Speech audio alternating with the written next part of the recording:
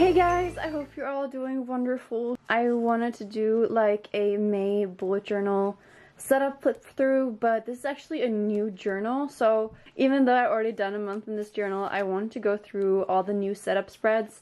But I thought I would do that at the end of the video since this is like a priority thing. I made this a week ago so I could publish it before May actually started, but then I didn't, so that was dumb. But yeah, this is the month of May.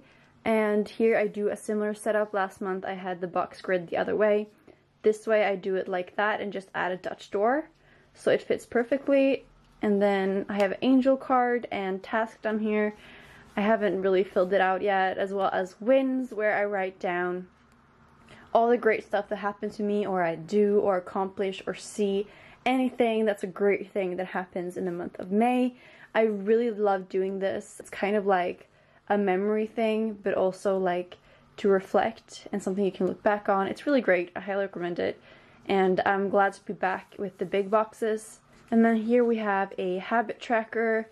This is the same as last month, but I also had a sleep tracker here, which I decided to take away. And I don't know, I just had like this whole spread thing. I guess this month isn't the prettiest, but actually, I don't know, I really like it. And then I also have like all these small like pink things everywhere. Here's like trust, here's like all is well, and then here we have send love. So it's a little bit dramatic, but I really like it. And then here we have expenses. So here's just like a running log that I continue, and I write the date here, what I bought, how much it cost, and the total amount on my account. But I also write like both income and outcome. And then income here, bills, a little Dutch door, and then I also have all the categories which I use at the end of the month when I sum up how much I spent in each category. Oh my god, my hands are getting so warm from the sum. I absolutely love it. And then here it says enjoy life as a little reminder. And here we have daily review. This is like a thing I got from Planning with Kay that I've been using in the past couple months, and it's been incredibly helpful.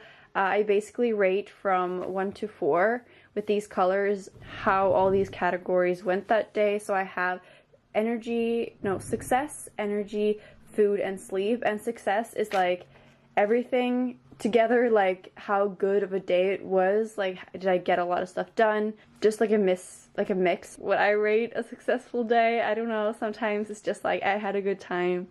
And then I also write a little bit what I did that day. Before I actually wrote like more reflection of how I could improve or like that, and now I'm just writing what I did that day, which I actually really enjoy more.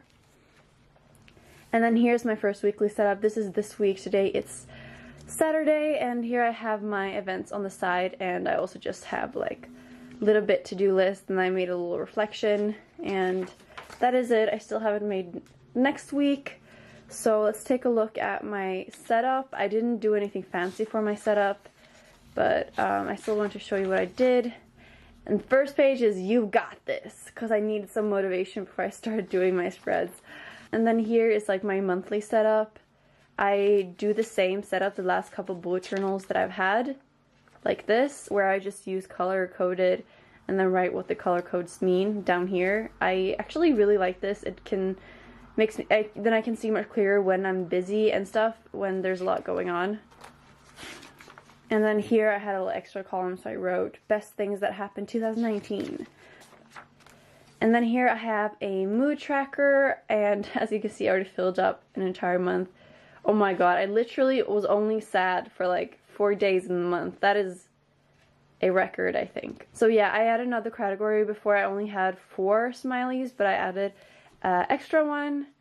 And then here I did it so that all the collections that are yearly collections I put in the front, and then all collections that don't have to do anything with the year I put in the back. So before I had all collections in the back except my mood tracker and my yearly overview, but now I also added these here, and this is book releases, and then I just write the date of the book release and what book it is. And I also added like a little bit of a book shopping list down here, and not a lot because I'm not planning on buying any more books this year, I think. And here I have a reading log thing. This is like a Calendex format, and I found this super helpful. I actually really love it. So here you can see what I did last month is a filled in circle is 100 pages each day, empty circle is 50 pages, and then I just add how many pages I've read, and when I finish a book, if you want to see more reading like bullet journal ideas, then you can click in the cards because I have a video for reading trackers or book trackers in your bullet journal. Sorry about the light shift. Here is a buying book log. So these are books, all the books that I bought in every month, and I try to keep it to 3 so that I can like minimize it. But I think I bought like 13 books in April, so yeah, I don't know what to do about that. Oh well. And here I also have financial overview. We'll see how this works. Here I'll write like the monthly bills overview, and then spend, savings, income right here, and then I left the space free for other stuff. And this is the angel cards that me and my mom laid at the beginning of the year. I've kind of been talking about this, but it's not really like important for you guys. It's just, that's what that looks like. And then the month of April starting, you can also watch that in the cards if you're interested. So now let's look at the collections in the back. I've changed the collection a little bit, so they're not as exciting as they have been before. So here is my reading worm. I fill in a little box when I've read a book. Yep. And then here is my packing list. I had this in my last journal. It was super helpful. This is like everything I could ever think of to bring with me when I'm traveling, and it's just so nice to look at before I leave. Here is a waiting for list for stuff I order online. Then here I have a bookshelf. Before I had like a whole bookshelf set up where I wrote in every book in like each little book thing, and although that's pretty cool, I have decided to not do that anymore. So now I just have a list with classics, sci-fi, fantasy, and others, and if I need more I'll just fill out the page next to it, I guess. I don't know if this is gonna work. I think I need to highlight it maybe when I'm done with it or something instead of just doing an X because it's a little bit hard to see. Then I have TV series to watch and movies to watch. And then here I have YouTube ideas. And I think that is pretty much it. Thank you for watching my May bullet journal setup and my bullet journal setup. I hope you enjoyed it. I hope you have a brilliant, magical May. I'll talk to you guys soon. Bye.